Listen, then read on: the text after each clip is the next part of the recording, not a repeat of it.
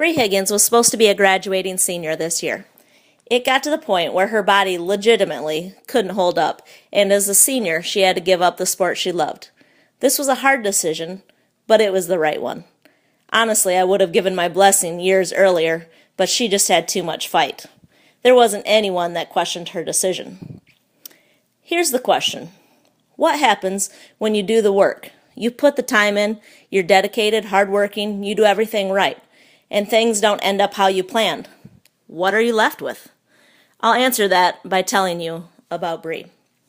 I've coached Bree since she was around 5 years old. There's a short time in the middle where I didn't coach her, and then we were reunited her freshman year. When you coach an athlete in a year-round, high-commitment and high-intensity sport like gymnastics, it's safe to say you see all sides of a person.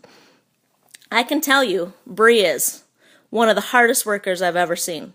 She never looks for excuses, always finds a way to do more. She never settles. Bree is consistent and faithful. She was always early, never missed practice, even when there was times where injuries kept her from doing pretty much everything. She would come in for 4 hours and I would think, what is she going to do? Yet she always found ways to stay busy or to help a teammate out or just do what needed to be done or what she was capable of doing. She was always the first person to have things set up. Bree is not a complainer. With what Bree had to endure, she had reasons to complain. A lesser person would have complained more. As much as I've complained about being pregnant, I would probably be the lesser person. Bree never looks for glory for herself. If you compliment her, her face turns bright red, and she quickly shifts the conversation. Bree is a constant supporter for her friends and teammates. Even after she was done, she continued to keep in contact with her teammates and listen to them share goals before each meet.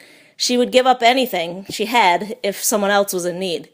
Bree doesn't lead by words. She's actually pretty quiet, but she led by example. Her teammates would attest to this. I could go on and on when it comes to the quality of person Bree is, but I'll cut it short. I don't pretend to take credit for the person Bree is. She has awesome parents that supported their daughter. They constantly let us do our jobs as coaches, trusted us with Bree, knowing we had her best in mind. In all the years of coaching Bree, I don't have any recollection of a parent meeting with Bree's parents. There just never seemed to be a need for one. She comes from a high-quality family, no question. Bree is naturally an amazing person. However, I do believe that gymnastics helped develop and mold her into the person of character she has become. This is why I believe in the sport. Don't get me wrong, I love excellence in gymnastics, but more than gold medals, I love what it develops in kids and all they become on the other side when it's done right. To answer my question I posed earlier, what do you have left? What you have left is who you are.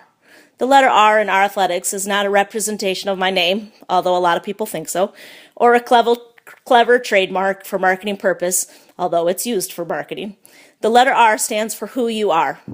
At the end of a good or bad day, no matter if people treated you poorly or in high regard, who you are and how you respond matters more than what a scoreboard says, more than earthly accomplishments.